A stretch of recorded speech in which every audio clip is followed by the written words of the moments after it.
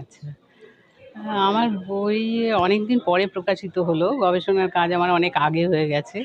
তো অনেকদিন পরে প্রকাশিত হলেও এখন আমি যেটা মনে করছি যে রবীন্দ্রনাথ তার যে কর্মজীবন ছিল, তার যে সাহিত্য রচনার একটা দিক ছিল, তাছাড়াও কিন্তু তার অন্য দিক ছিল যে তিনি বিভিন্ন সময়ে বিভিন্ন পত্র-পত্রিকা সম্পাদনা করেছেন।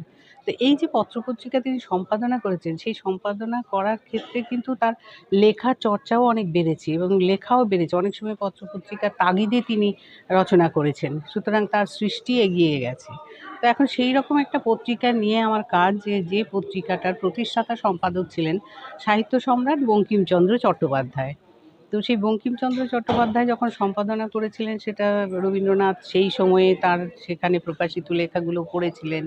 তার একটা নিজস্ব ধারণা তৈরি হয়েছিল এবং সেখান থেকে বঙ্কিমচন্দ্রের প্রতি এবং বঙ্কিমচন্দ্রের সম্পাদিত বঙ্গদর্শনের প্রতি তাঁর একটা খুব শ্রদ্ধা ছিল। তো সেই শ্রদ্ধাবশত অনেকদিন পর যখন তার কাছে এই বঙ্গদর্শন নবপর্যায় আখ্যা দিয়ে তিনি প্রকাশ করার সিদ্ধান্ত নিলেন, সেই সময়ে তিনি কিভাবে এই পত্রিকায় লেখা প্রকাশ করেছেন, কিভাবে চিন্তা করেছেন পত্রিকাটাকে উন্নত, হ্যাঁ, তখনকার সেই সময় থেকে রবীন্দ্রনাথের সময়ে রবীন্দ্রনাথ যেভাবে চিন্তা করেছেন আরকি, চিন্তা ভাবনা করেছেন।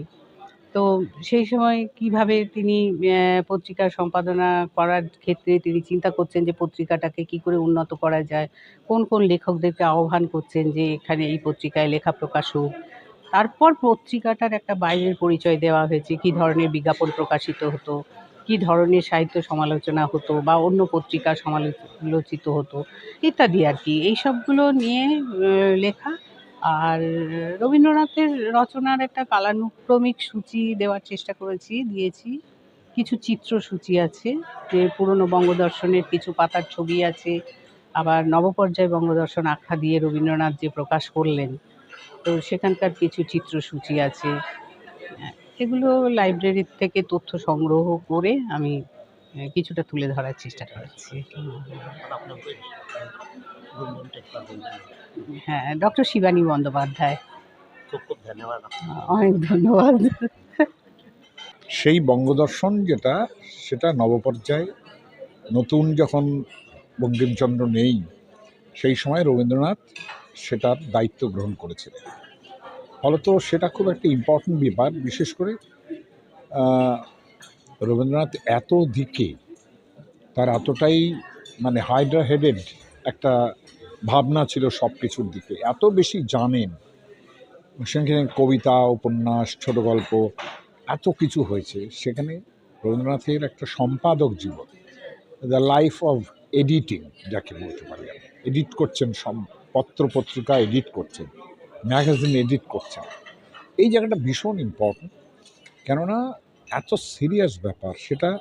বিশেষ করে বঙ্কিমচন্দ্রের যে বঙ্গদর্শন বেরোতো, সেটার উত্তরাধিকার, অর্থাৎ আমি বলতে চাই যে পরবর্তীকালে দায়িত্ব গ্রহণ করা, এটা খুব সোজা ছিল না।